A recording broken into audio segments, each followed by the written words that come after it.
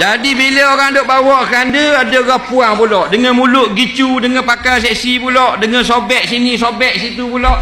Nak jadi fitnah. Fitnah. Tengah bawa keranda. Jalan di kubur. Nak lakah batu nisan. Berhati-hati. Ada puang 3-4 orang tu semua. Dak tengok depan, tengok dia. Langgar batu nisan. Blokek keranda gitu. Nak. Pasal kita pernah alami. Orang suruh baca doa. Satu jenazah di kubur.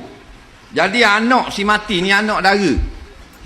Umur 20 lebih. Anak dara ataupun bini orang gitulah. Pakai t-shirt. Orang dalam lemari duduk jauh dah. Dia tolong apotika. Duduk ustaz. Duduk ah.